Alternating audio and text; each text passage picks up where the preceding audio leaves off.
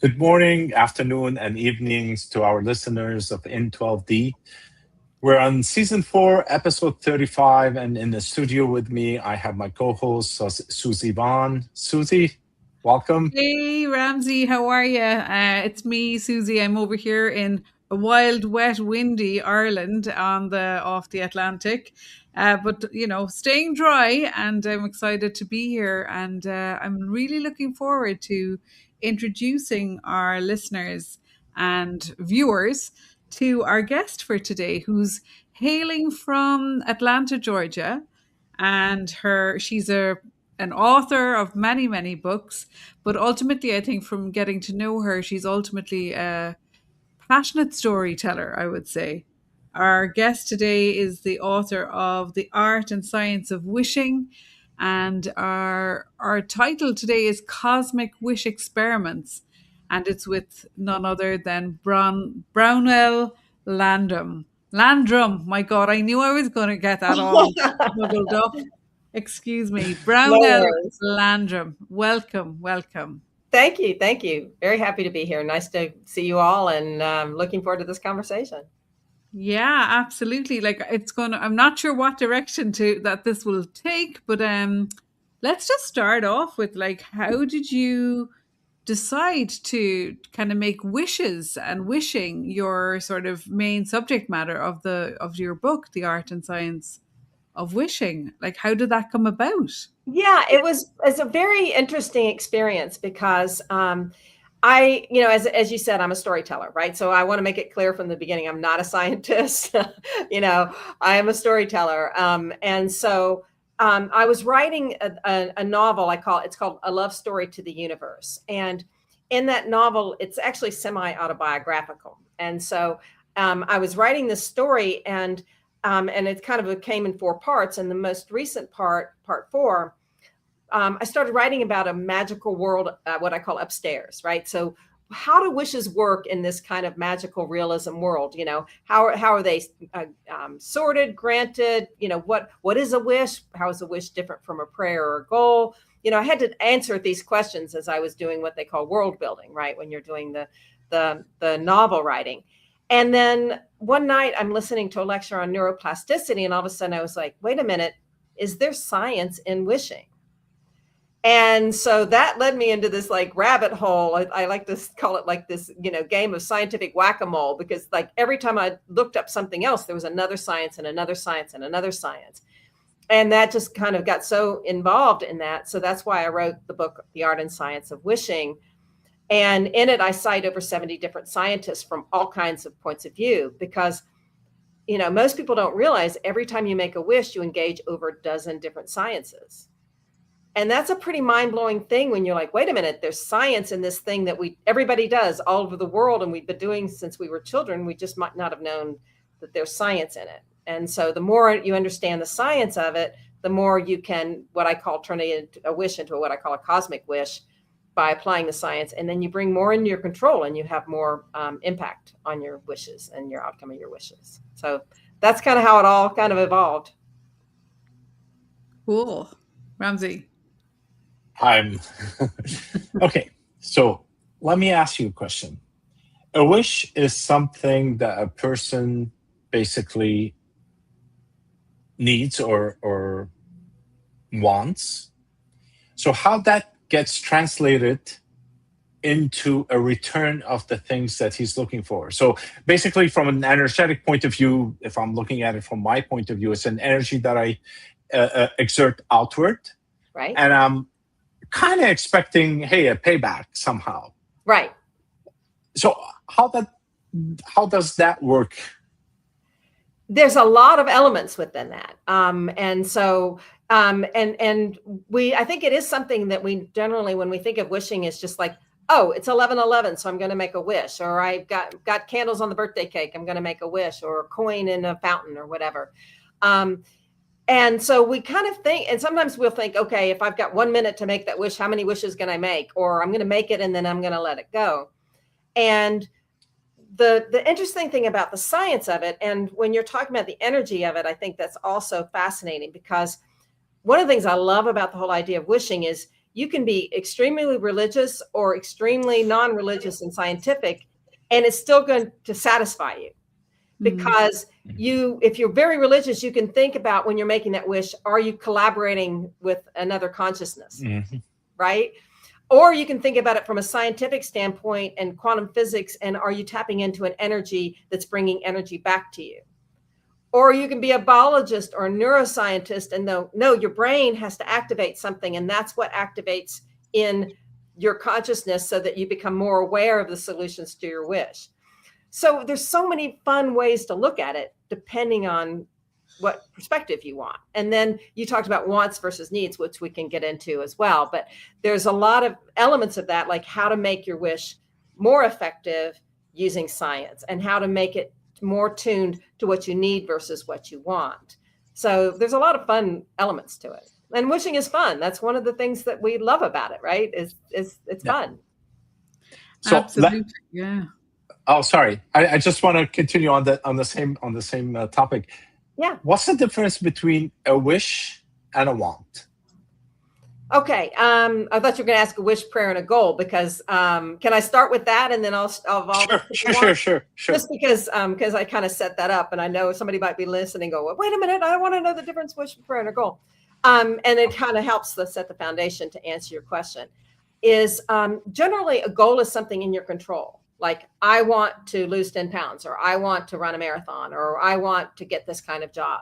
And you can set up a plan, and you can kind of have that within your control. Now, we all know not everything is your control, but goals are much more in your control, right?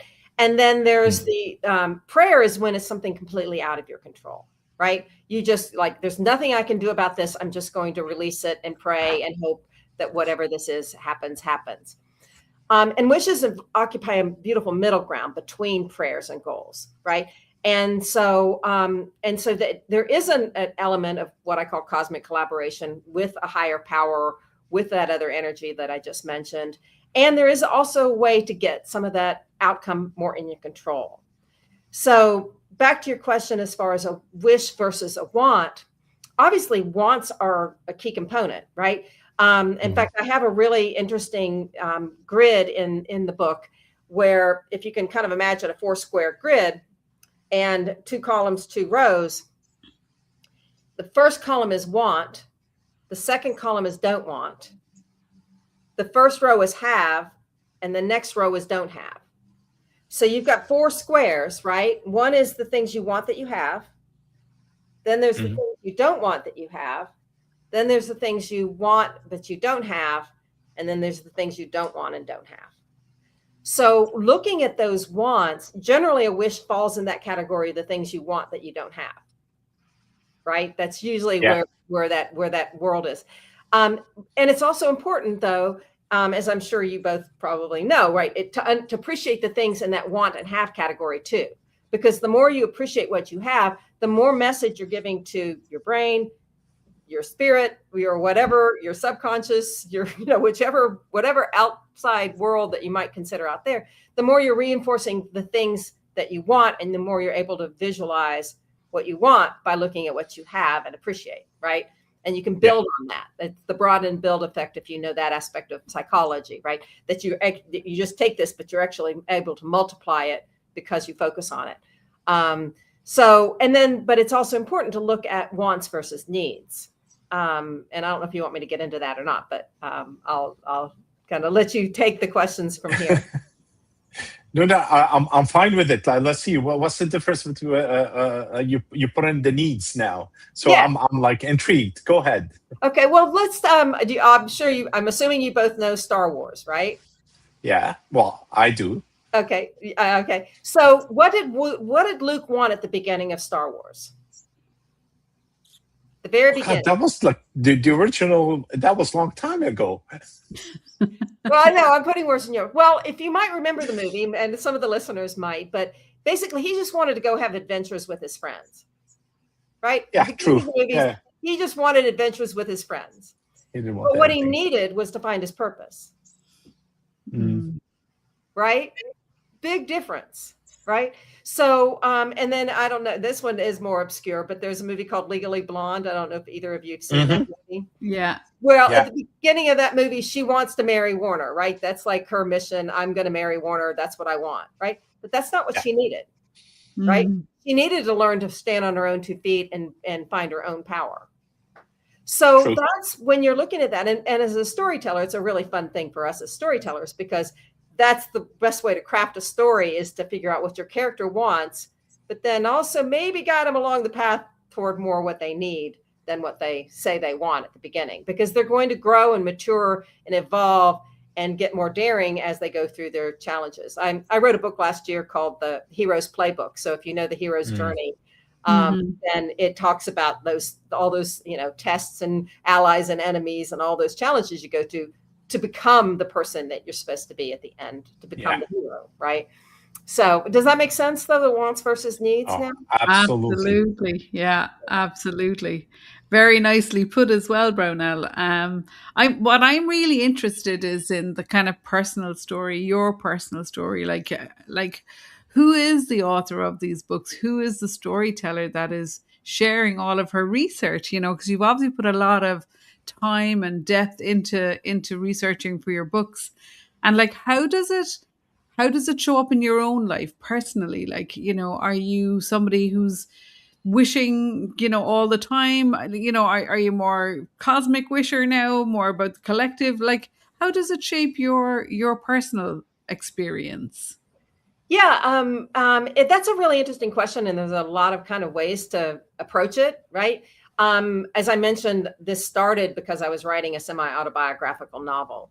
And so going down that mentality is, and gets into the weird, but this is who I am, right? That's who we are too. So don't worry. There's no woo-woo here. There's a lot of Nothing too woo-woo weird for us. world. We've got it all. We've had it all. We got it all going on. Don't worry. Well, so there's the more practical answer I'll come up with, but this is, I decided I'm going to write a story. And as I said, I'm going to write it about the upstairs, right? That's the vernacular I use, because I like to use something that people know what it means without trying to label it with something else. And so as I'm writing, I'm thinking, I'm going to write it from the point of view of the upstairs, right? So I'm like, if I'm them up here and looking down at this, I call her Nell, right? I'm not like veiling my name very well, but, and they're looking down at Nell and going, what is she doing? And we're trying to get her to do something, looking down at that. So I'm writing this story, and all of a sudden I realized, like, I'm not making this up. They're telling me who they are. So they became very real in terms of telling me who they are, and they became very active in my life. And I call them X, Y, and the Z's. And actually, I have also like to make up stuff, right? So some of it's, magical, and some of it's made up. But like, they have a band up there that called X, Y, and the Z's, and they, and they do all this fun stuff together on the upstairs. But they include, X is a very matronly, matriarchal type of guide. Y is more non-binary, fun, and into pop culture type of guide. And then there are the 2 Z's, Z1 and Z2. And they are what I call traffic angels. Okay. So, and how I define a traffic angel is, can you imagine if you're here and they want you to go here, what are all the things they have to do to make that happen, right? There's a lot of logistics in that. And in my particular story, it was, how do you take an American woman living in Colorado and have her meet a British man in Tunisia? Right? They had a lot of work to do.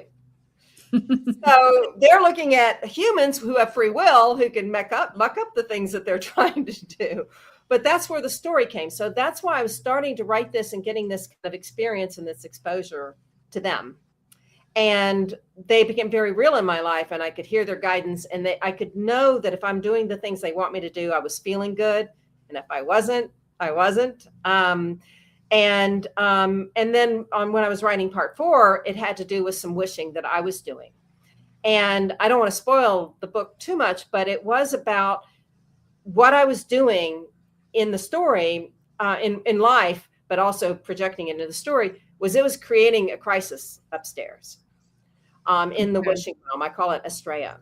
And the crisis was, and this is kind of where it crosses over to real life and what's happening in the world, is the crisis was because of the way Nell was making her wishes, then it was actually risking the ability for humans to make wishes at all. And there could be a whole breakdown in the system where people stopped wishing completely. And in some of the things that I think are happening in the real world, to get to more serious thing, is I do think we've lost our power of collective wishing. And it is so important. It's been so important for a driver of survival since the dawn of humanity when people got together and wished.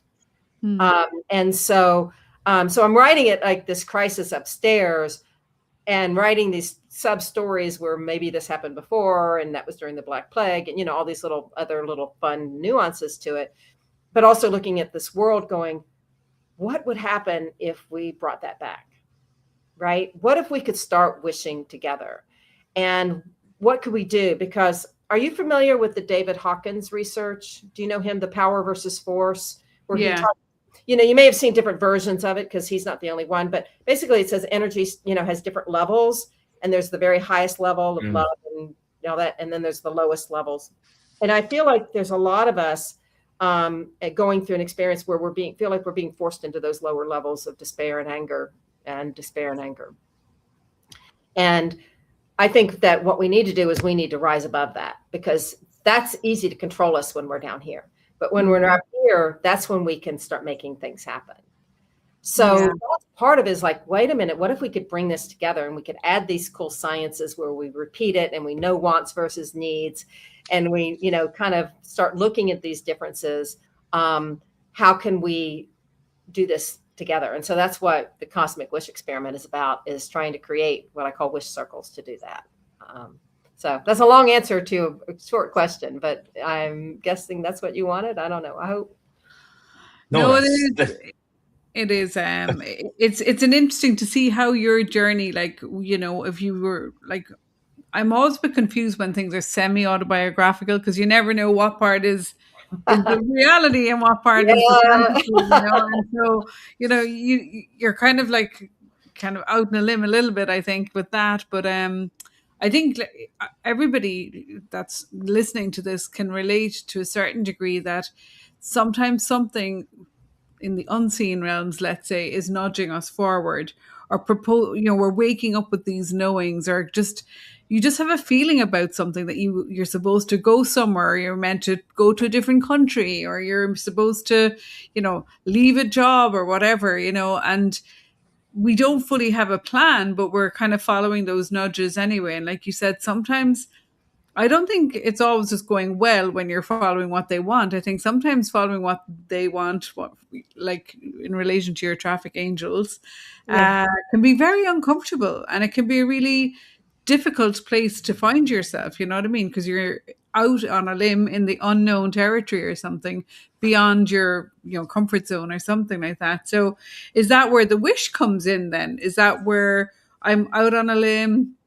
I don't know quite why I'm doing this or where I'm going with this, but, is there a point there where the wishes come in, where you're like, okay, I just have to trust. I have to kind of, dig deep and know something's coming down the line, or that there's a reason for this. Like maybe you don't realize it till afterwards, but is that where the wish comes in? Those are really beautiful. I mean, that's really an important and beautiful reference, right? Is there is the component of trust, right? And then you're mentioning something that I have a term for that I came up with. And one thing, my first book I wrote was nonfiction. It was called 5 Reasons Why Bad Things Happen. So when people say everything happens for a reason, I was like, yeah, I wrote the book on it. And so looking at the reasons, right? And that they're finding out the reasons like you were kind of alluding to. And there's a term that I came up with that I call reverse optimism. Mm-hmm. And that's when you can look back at things and go, oh, that had to happen for, my landlord had to raise the rent 50% for me to know that it was time for me to move, because I wouldn't have moved. And if that hadn't happened, and then I went to Italy, but if Italy, I couldn't stay there more than 3 months because of visa issues. So then I had to go somewhere else, and I had to go out of the EU. So then I went to Tunisia, and that's how all of these things that I kept thinking I was going the straight line, and they're like, no, you're going to go over here. You just don't know it yet. Right. but you can look back at it and go, okay, I feel like I was guided because I know that relationship and that situation led me to the next thing and the next thing and the next thing. And I wouldn't be here right now if that hadn't all happened. Right. So, and then I think when you get that beautiful mindset, which is what you were talking about, then you can have more trust. So that if you are going through something difficult, then, you know, and the spoiler for my first book is The 5 Reasons Why Bad Things Happen, is the thing they all have in common is to get us to change something. Right.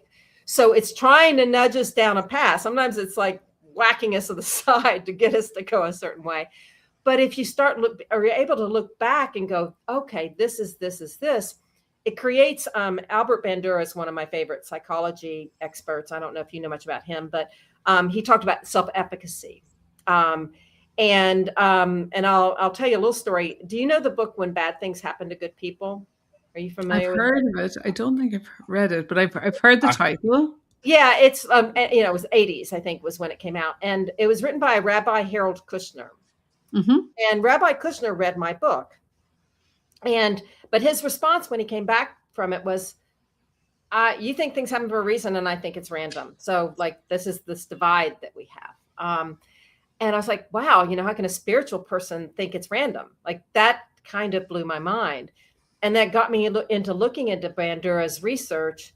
And Bandura actually said that believing that things happen for a reason make us a lot happier because of this thing called self-efficacy, and that we have some control and we have some influence, and that we have agency is the big word, you know, of the, you know, the last few years. Right. And so reverse optimism gives us that optimism, because if we're in a dark place, we can go, wait a minute, maybe this is guiding me somewhere. I know these other bad things I went through are guiding me somewhere. You know, I was talking to somebody yesterday and they went through huge, horrible trauma that none of us would wish on ourselves or on anyone else. Yet that's what it needed to get her to where she is today in this peaceful, beautiful, happy place. Right.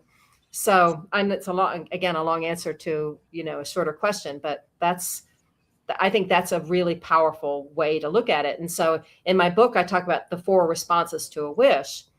And that's yes, no, wait, or something better. Sometimes yes isn't the best answer. True. Like when you wish for something and you just don't get it. Like, you know, people are like trying to meet their, I don't know, find their dream job or their, you know, life partner, or, you know, whatever. Maybe it's emigrate to another country or live somewhere warmer, which I often wish now that I live in Ireland, you know, wishing away the rain. But I suppose sometimes, like, as much as I'd like to live somewhere warmer, I keep ending up back on this rock in the Atlantic, and it's chilly and cold. But it's warm. My heart is warm here, but my physical body is suffering from the weather. So maybe when we don't get the wish we want, are we to dig a little bit deeper into what we have? Is that where the wishes take us? Do we have to go a bit deeper, do you think? Well, right. And that's like, you know, Ramzi's talked about like the Ferrari in your driveway. I think I used that example, right? And some people are like, or whatever the car is, or whatever it was that you mentioned at the beginning, like this wishing for something like that. And you may wish for it and you may get it.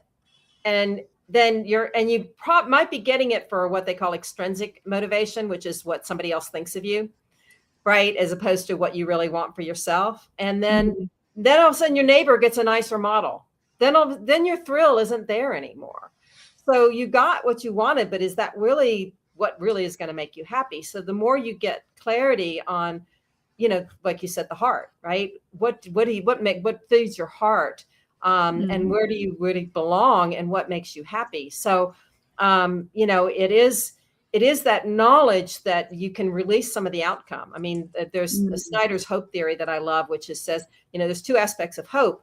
There is agency, knowing that you have some influence over it, but there's also pathways and their options, right? So you might think I have to have this job, but our brain fills it in like it's going to be perfect, even when we don't know all the details. And maybe there is a higher intelligence that knows better, that there's something better for us. So it is a lot more nuanced than just, oh, you got it. Yay. Okay, move on. You know, sometimes it's yay and you want to celebrate the yays, right? but you want to look at, I get into the subconscious and the power of that and how that needs to be, involved in your wish. And I also talk about what's called the 3 Ps, and that your wish needs to be peaceful, positive, and purposeful. And there's really cool science behind those 3 Ps. Not only as you're making your wish, you make it from a point of view of peaceful, positive, and purposeful, and that also your wish is something that's peaceful, positive, and purposeful. And the more that is like purposeful, you start firing mirror neurons so people understand you better, and you start creating this field, intention field. I'm sure you all probably talk about that, right? Where all of a sudden all these people are there to support you because you're there to help the world, not just yourself. So there's just lots of cool stuff with it.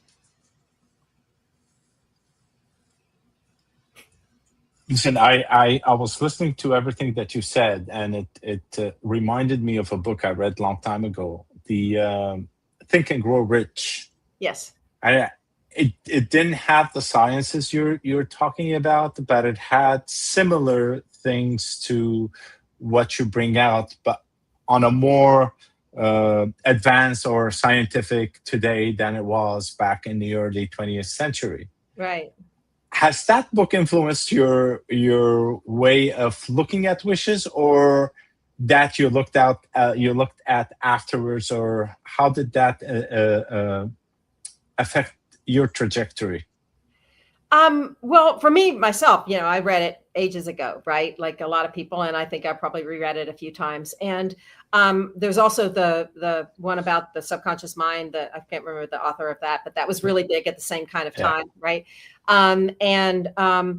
What I love about that on so many levels, because I love the concept of infinite intelligence. That's the word he used, right, for this outside thing. I don't know this. This is completely conjecture, but I'm willing to place a wager on it. Is that a lot of the science we have today probably came from that. I see. Yeah, I think it probably prompted people to go, well, wait a minute, I need to understand what hope is, or I need to understand how the brain manifests these things. I need to understand how we communicate on a level that's beyond the obvious conscious mind. So I love, and I kind of give some credit to my fellow storytellers in the world, because so much science has come out of storytelling. Like, 2001, all of a sudden things existed because somebody imagined it, and then somebody else turned it into science. So I look at it kind of like that, like, wow, he threw out a lot of stuff. There was a lot of truth in it, whether he could back it up or not at the time, still led to the science that could back it up, if that makes sense. No, I get it. I get it. It was a platform from where everything kind of started to evolve. I think so. I think he set up. I mean, there's one before that, Harold Percival, called Thinking in Destiny. I don't know if you know that book. No. It's this thick. I mean, it's like 900 and something pages. One of my favorite books of all time. And it was written 20 or 30 years before that.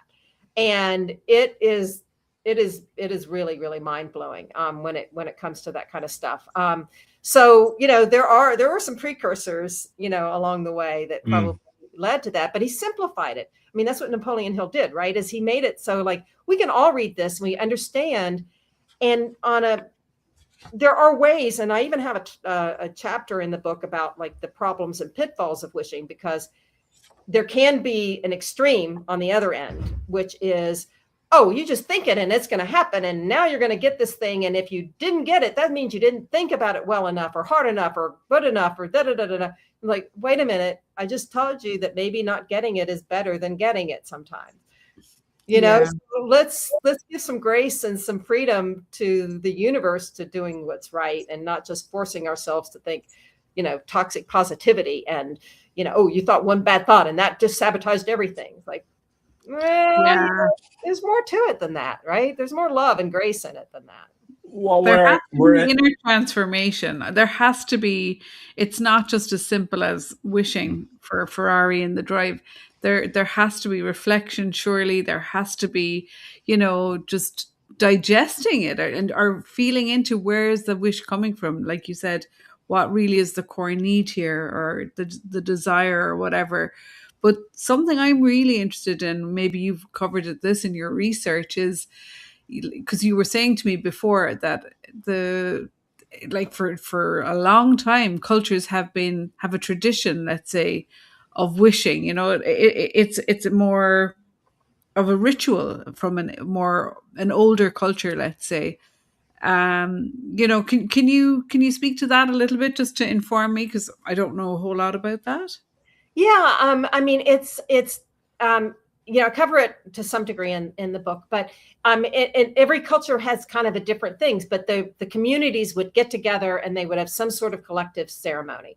And, you know, you could put it in the realm of prayer, you could put it in the realm of, you know, dancing around a circle together, but there would be a collective intention, right? Mm-hmm. And that then when people are doing something together, that's when, I mean, there's actually some mathematics. I thought, well, I could write a whole chapter on the mathematics of wishing, because there's some really cool stuff on that. And I'm like, okay, I'm way out of my realm on this, but it's like, you know, 1 + 1 is not 2. 1 + 1 is 2.5 or 3 when it comes to wishing, when you start wishing together, because that's how much more it multiplies. I think 4 people wishing is the power of 10.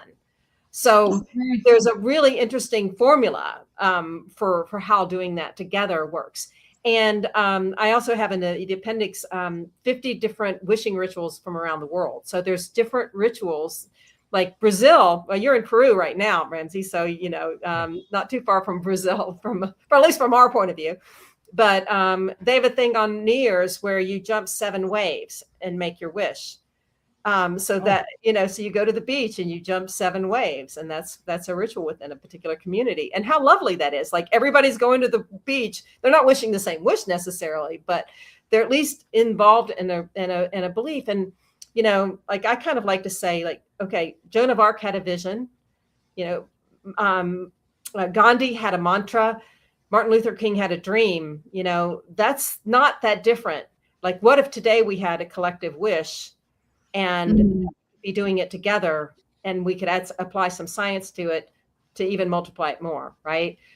So we repeat it. And then, I mean, I think we can even feel it. Like, if we said, if we just had 10 of us or 100 of us or 1,000 of us, and we're all wishing for love, right? I was talking to somebody that wants to do a wish circle today, and she's talking about a wish circle for elevating just love. And I said, okay, you'll need a ritual, to your point, right? What's the ritual? What's the thing that reminds us to do it together? And she had a really cute story, and I won't steal from her story whenever people want to get involved in that. But I came back and I thought, you know, this could really fit with her ritual, which is every time you see a mirror, you make your wish. Well, we see mirrors all the time, you know, or a reflection, you make your wish. And how cool that would be all of a sudden. Now you've got this, every time you're making a wish, you're wishing a peaceful, positive, and purposeful way of elevating love in the world. Think of the solutions people can start coming up with, ways they can support each other because they're in a collective group, right? Mm-hmm. So then it just starts changing everything, instead of all this little world. And we do live in this beautiful world where I'm here with you, you know, we're all in different parts of the world, but we're able to communicate, right? Everywhere. We can do this. Like, we have technology that can help us do this. So anyway, you can tell I get excited about it, but I think it is something. I think I'm onto something. I think it's a good segue to the title of the show, which is the Cosmic Wish Experiment. So, you know, so how did that come about? Like, how did you get to creating the Cosmic Wish Experiment? And I know that you have like a playbook that goes with that, and you encourage groups to come together and work as collectives, and really it's all about elevating the planet, from what you told me. But how did you get to there? Like, where did that arrive? Where did that come from? Like, what's going on in that brain of yours? You know, I mean, truthfully, I started seeing that thing that I was talking about with the bringing our energy down, right? And that we're in this lower level energy, and what can we do to raise it? And I just, I know they were inspiring me to write about wishes and wishing, right? I mean, I know that was guided, and I just thought it was such an important thing. And then, you know, listening to the lecture and writing that book. And then I thought, what can I do? Like, what is something within my ability and power to do? And I thought, well, I've got all this research. I've got all this methodology. What if I could pull together a program to allow people to do that? So I created what I call the Cosmic Wish Experiment. And just kind of reiterate, the difference between a wish and a cosmic wish is when you apply the science, right? So you can wish and poof and whatever and not change, but when you start applying the science, that's when you start increasing your control and effectiveness and everything. And so, and I'm calling it an experiment for a reason, because I'm not a scientist. We're figuring this out together, right? So, it's going to keep getting better and being fine-tuned and all this kind of stuff over time. And if there's anybody listening who's a scientist who goes, no, she's wrong about this, or let me add this, or here, I'm like, bring it on. Like, I don't need to be the expert. I want to bring in people that can keep, fine-tuning it and looking at the data. But the idea really is that you can go on cosmicwishexperiment.com. Before I get into the explanation, it's free. So I want people to know I'm offering it to the world for free. But if you want to start a wish circle, you have two choices: either join a wish circle or start a wish circle. If you want to join one, then the website is going to start listing. We're just getting people signed up now because it just literally just started. But where you can see one that's there and go, oh, I like that one, I want to join it. And if it hasn't started yet, then jump on, right? And you can join that wish circle. And if you want to start one, that's even better, right? Because then you can kind of formulate that. And so there's a little form, fill it in. I want to start a wish circle. You come up with a name for your wish circle so that people know to sign up for that one, right? And then you have people starting to join. As soon as you do, and as soon as they join, they put in the name, and then they would come back and put their wish in. And the only kind of guardrail that I put in is the wish has to be peaceful, positive, and purposeful. Mm-hmm. So if somebody wants to join and do a wish circle that's anti something, because positive means you're wishing for something, not against something else. Like one of the problems happening in the US now is this no kings thing. Great, you get people to protest. Protesting doesn't move you forward, right? It gets people together, but it doesn't give you the solution. It's not Martin Luther King, I have a dream. This is what we can all see together. Let's make this happen. It's more like, we don't want this. Psychologically, neurologically, that is not going to help a wish be the best wish, right? From a scientific standpoint. So if somebody wants to wish something that isn't within the realm of that, either I'll help them fine tune it, or maybe they aren't right for the program, right? And then you have a wish and you'd set a start date. So everybody know when you're starting. You determine what your ritual is. Like I said, that one person could be looking in the mirror. Somebody else could be a time of the day. It could be you're brushing your teeth, whatever that ritual is. And then you have a start date. And then the whole idea is for 1 minute a day, you make your wish. Mm-hmm. It'd be more than that, but 1 minute a day, because that's what's called neuroplasticity. And the more you repeat it, the more your brain is going to find solutions. Like it's going to know.